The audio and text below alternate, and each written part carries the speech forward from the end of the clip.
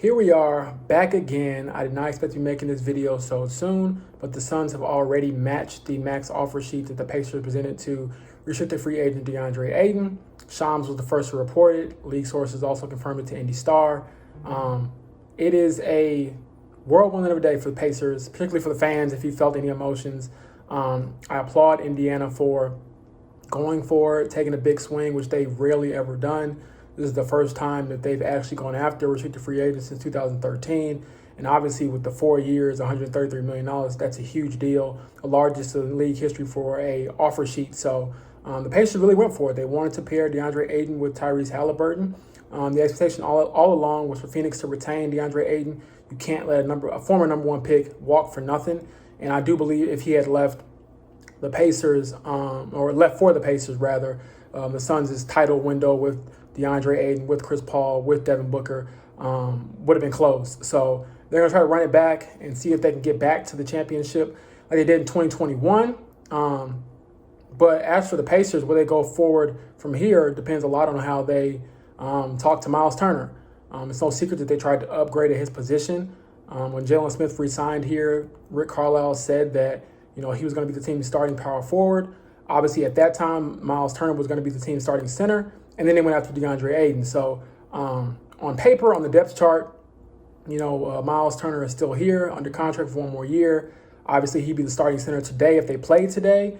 But relationships matter. And he might feel slighted. He might feel like, hey, you guys didn't want me. You guys didn't give me a chance to prove myself. Whatever the case may be. But ultimately, I'd support the decision by the Pacers to go after Deandre Ayton. I think he's a better player than Miles Turner, clearly. A younger player as well, more versatile on the offensive end. He averages a double-double for his career. Miles is probably a little bit better defensively, but I think that it was a significant upgrade at that position, and you had to go for it.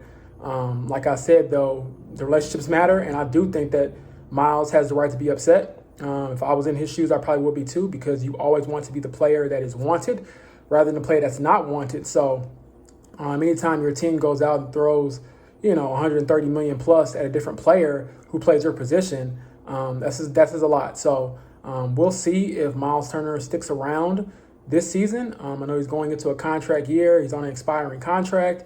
So a decision has to be made. He either has to sign an extension if they offer him one, or the Pacers have to, get back on the phones and figure out how to move Miles Turner and get some assets back in return for him, and just really, go through perhaps a longer rebuild, obviously, without having Deandre Ayton on the roster. Interested to see what Tyrese Halliburton's face looked like throughout today and his thoughts on the whole matter, but that'll come at a later date whenever we get a chance to sit down and talk to him.